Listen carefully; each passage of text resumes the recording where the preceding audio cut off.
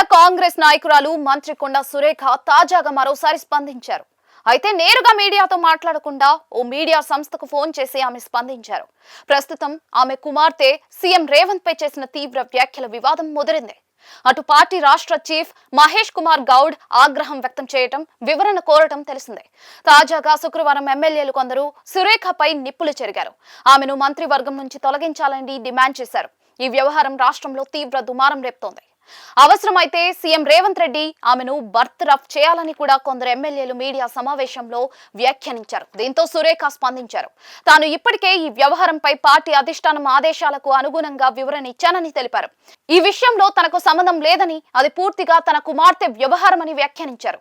ఇంత చేసిన తర్వాత కూడా తనపై వ్యాఖ్యలు చేసేవారిని తానేమీ అనబోనని వ్యాఖ్యానించారు.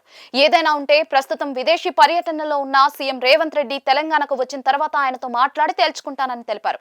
అయితే తాను ఎప్పుడు కూడా పార్టీ పట్ల విధేయతతోనే ఉన్నానని ఆమె వ్యాఖ్యానించారు. తన కుమార్తె చేసిన వ్యాఖ్యలను తనకు ఆపాదించడం సరికాదని అన్నారు.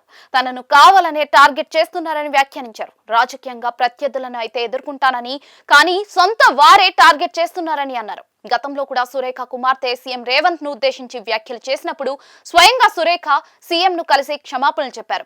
ఇది జరిగి 6 మాసాలు కూడా కాలేదు. ఇప్పుడు సురేఖ కుమార్తె అత్యంత తీవ్ర వ్యాఖ్యలు చేయటం, వీటిని ప్రత్యర్థులు తమకు అనుకూలంగా మార్చుకుంటున్న నేపథ్యంలో పార్టీ అధిష్టానం కూడా సీరియస్ గానే ఉంది. ఈ నేపథ్యంలో మంత్రి వర్గం నుంచి తొలగించడమా, లేక ఈసారికి కూడా సరేలే అని సరిపెట్టుకోవటమా అనేది సీఎం నిర్ణయాన్ని బట్టే ఆధారపడి ఉంటుందని నాయకులు వ్యాఖ్యానిస్తూ ఉన్నారు.